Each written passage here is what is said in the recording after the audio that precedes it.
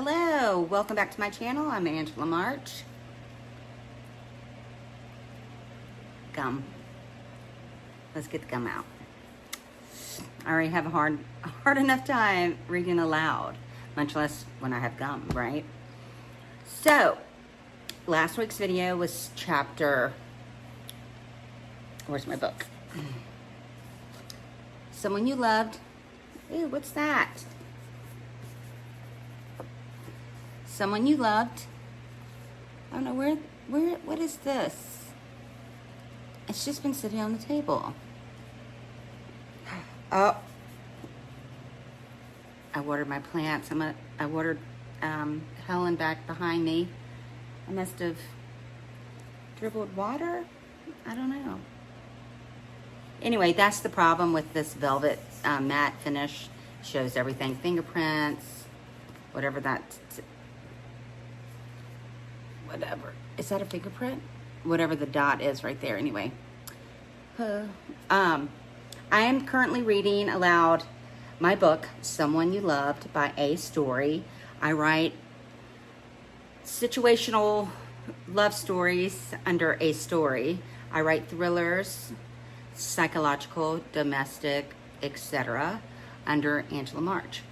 Anyway, this is what I'm currently reading. Someone You Love by A. Story. It's one of my favorite covers I've ever done.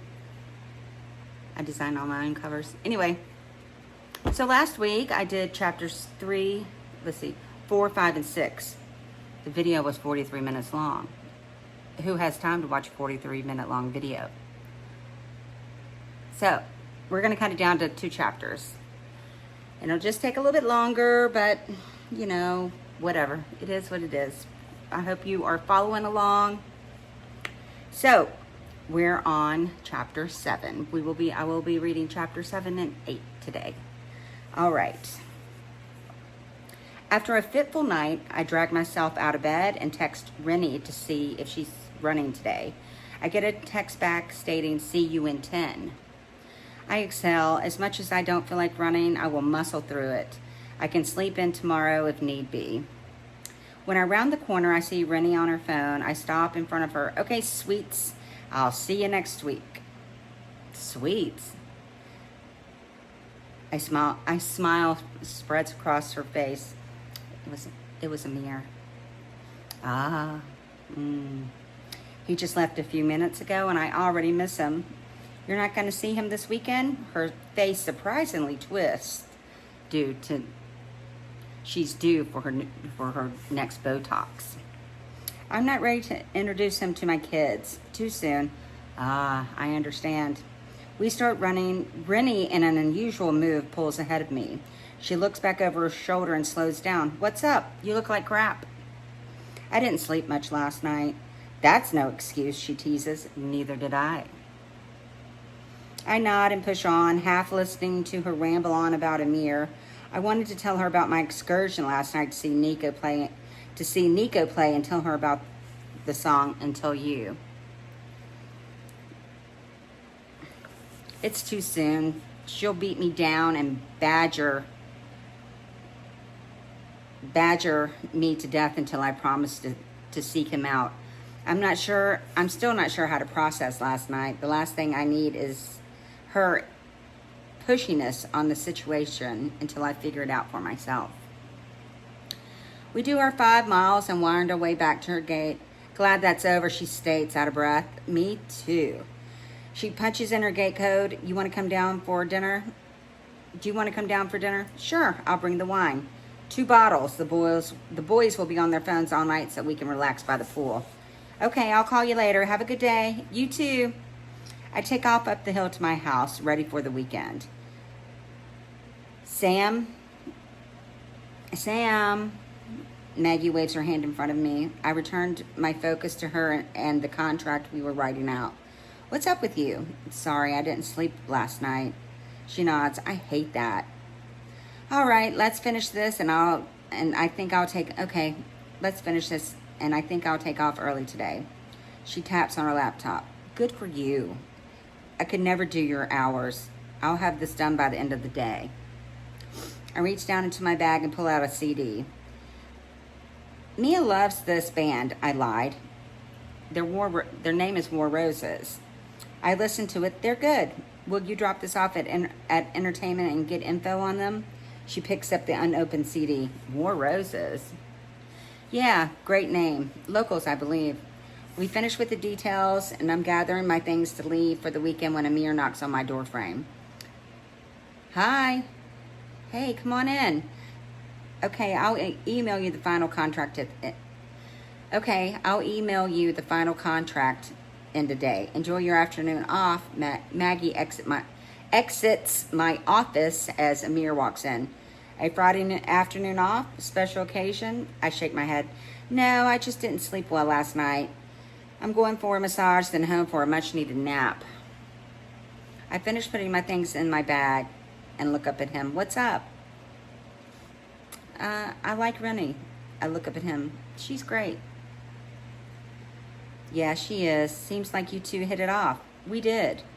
I stifle my laugh. He's got the same googly, lovesick puppy eyes and a goofy grin that she has.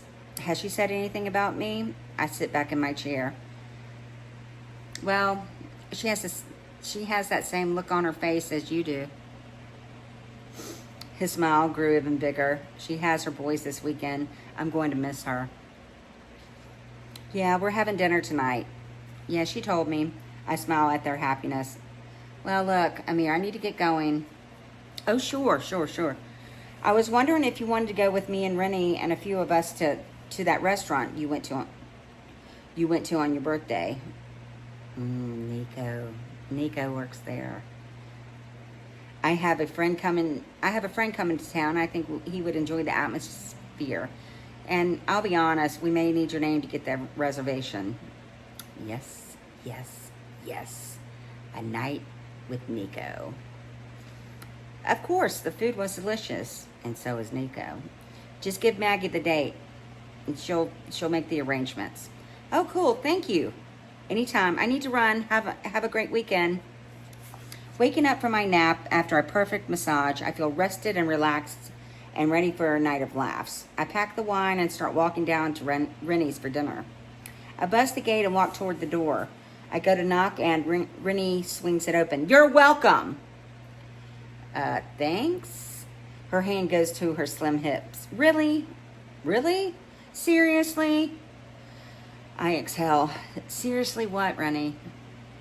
She rolls her eyes and turns and walks back through the foyer. I follow her into the kitchen. What's going on? I asked, and pulling the wine out of the bag. Excuse me. She laughs and opens the drawer and hands me the electric bottle opener. Nova, hot bartender Nico, Friday night, Vegas redo, baby. Excitement and nerves race through me. Oh. Rennie gives me her signature side eye. Oh. I shrug, wanting to confess, but I don't. Nova was my idea. You're welcome. I made a vow to help you get your vagina undepressed. If not in Vegas, at least on our homeland, she says with a smirk. I'm grilling steaks. You're on salad and asparagus duty. Sounds good. Thank you. We were having a relaxing dinner. Rennie hasn't stopped talking about Amir, and I just poured the last of the second bottle of wine into my glass. Wow, we killed those. I'll open another. Rennie stands. No more for me. Oh, come on. It's not even 10:30. I yawn. I have a stomach full of wine and delicious food. She exhales. You're right. I overindulged all week. A good night's rest will be good for me. I finish my glass and stand. Well, I'm going to go head up the hill. I'll get one of the boys to take you. No. The walk will help me digest all this food and booze. Curvy roads in the Hollywood Hills on a Friday night? I don't think so. Let one of them drive you just to be safe.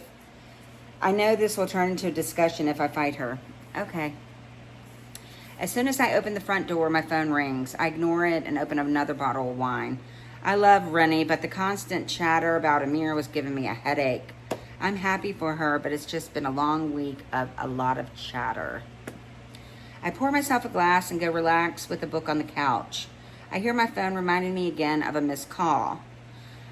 I closed my book and get up to grab the phone. I squint in the low light. Private number. I check. No voicemail. I stand there staring at a screen, racking my brain, going over my client list again and again, and the list I'm currently working on. I look up and out at the skyline in the distance, shimmering away. Nothing comes to mind. I go over everything. I got nothing. I am ahead of everything on my schedule. I laugh. My life is such my work. I send a text to my assistant, Maggie, ask her if anyone needs to get in touch with me or if anyone has contacted her. She instantly sends a text back. No, but I'll double check. It didn't take long for her to text me and say no one has tried to get in touch. I thanked her and tossed my phone back in my bag. Whatever, it must be a wrong number. I cork the wine before shutting the house down and crawl into bed with a book for another uneventful night. 8. Wait. Yeah, 8. We're right. That was a short chapter. I know people prefer short chapters, but sometimes a short chapter, you can't get it all in before it is, chapters vary for me because sometimes I got to get it all out before the next chapter starts. Moving on. 8. That's the 13th Sam Braxton, Samantha Braxton I've tried. The number for the reservation was under Maggie Ford. And that number took me to a third-party answering service that wouldn't give me any details. Why didn't I just get her number? Fucking LA and all the people with that name or combination of that name. It was a lost cause thinking I could find her online. And you can find anything online, I utter in frustration, running my hands over my face, then across my fuzzy hair. Back and forth, back and forth, back and forth. I strut across the recording studio knowing the guys will return buzzed and loud. I need quiet. I need Sam Braxton. I've never been obsessed with anyone, ever. She has consumed my mind ever since Vegas. What is it? What is so special about her? Why did she drive off without speaking? She heard the song. Did she like it? Did she hate it? Is that what made her drive off? The questions I have are making me crazy.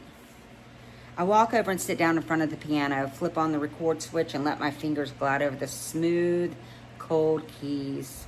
I focus my energy on the music, letting my mind interpret my feelings of want, need, and confusion. I didn't hear anyone come into the studio until I felt hands on my shoulders, followed by a soft kiss on my neck. I opened my eyes to see Layla's long black nails moving down my chest. It's so beautiful, Nico. Her boozy breath swept across my cheek. Your hands are like magic in every way. Her lips linger against my temple as her hands slide down the front of my jeans. I take a deep breath and whisper, no. Yes. Her words mimicking mine as she runs her tongue along my neck. The smooth ball of her piercing feels warm and slick. I remove my fingers from the keys and wrap them around her wrist, pulling them from my pants and newly hard eggplant. Ah!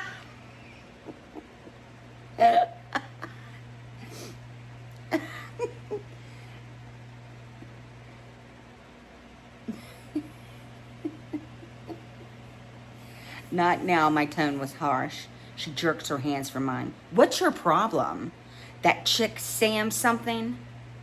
Before I could answer her, the band and their entourage of friends and females walked into the studio.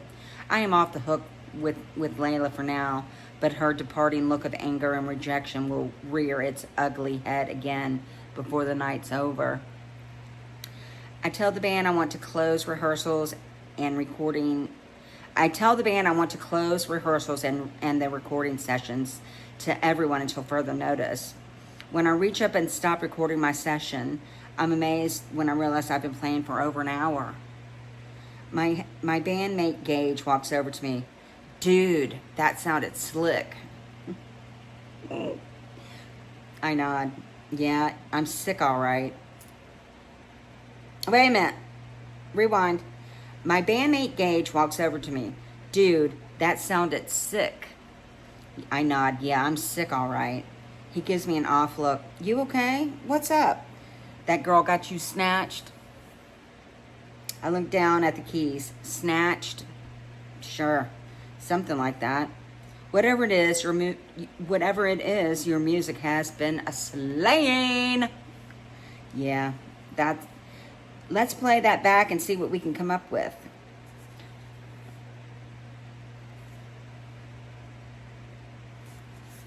A few hours later, let's wrap this up. It's 3 in the morning.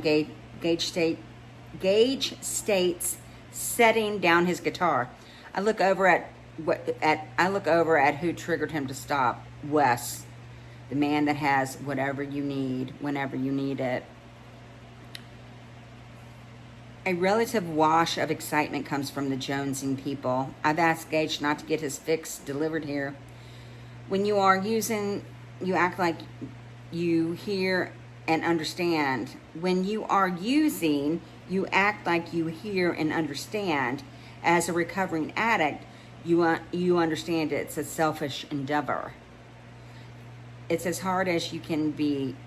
It's as hard as you can get being a musician, living a sober lifestyle. I catch Layla's Gage. I know she helped me through the worst of my addiction. If she only understood, I see her as part of the addiction. All of my past is intertwined.